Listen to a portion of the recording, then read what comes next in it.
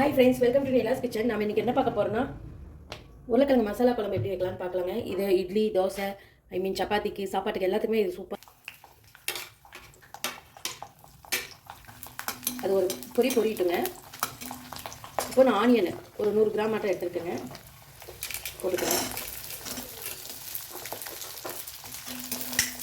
இதுவும் நல்லா பொரிட்டும். நான் கம்மியான குவான்டிட்டி தாங்க செய்கிறேன். ஆயில் இந்த வதங்கினோடனே கொஞ்சம் 1/4 டேபிள் ஸ்பூன் அளவு நான் கத்திரிக்காய் போட்டுக்கிறேன்.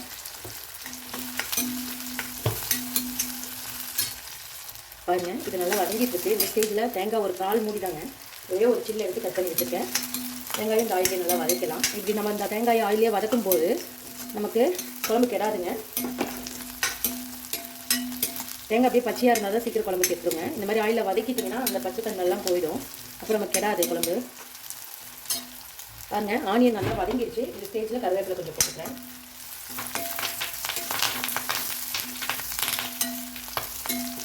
வதக்கிட்டுங்க. இப்போ நான் மசாலா ஐட்டம் சிம்மில் வச்சுக்கோங்க. அடுப்பை சிம்மில் வச்சுட்டு மசாலா ஐட்டம் ஆட் பண்ணிக்கலாம்.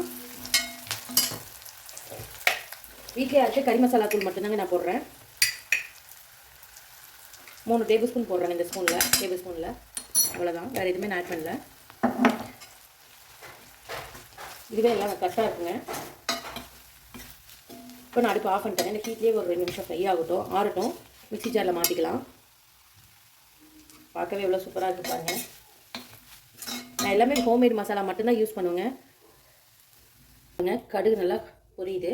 இப்போது சோம்பு ஒரு 1/4 டேபிள் ஸ்பூன், சீரகம் ஒரு 1/4 டேபிள் ஸ்பூனுங்க.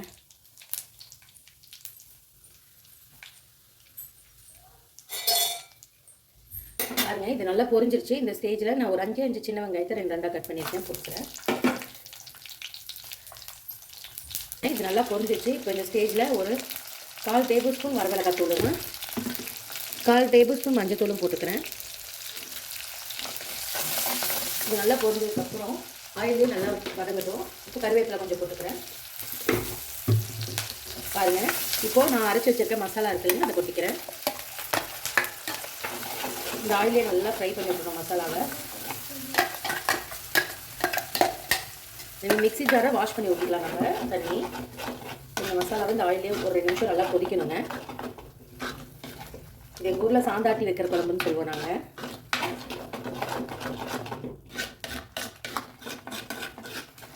பாருங்கள், இது நல்லா கொதிக்கிட்டு ஒரு 2 நிமிஷங்க.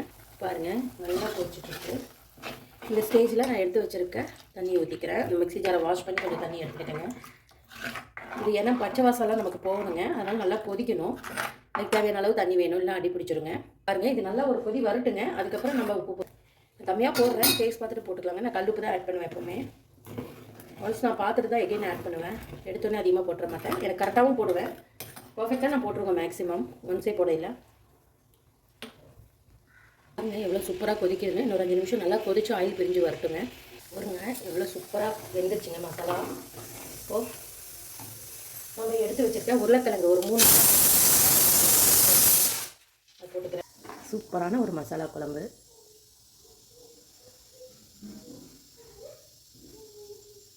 பாருங்கள், சூப்பரான மசாலா குழம்பு ready. Thank you so much for வாட்சிங். பாய்.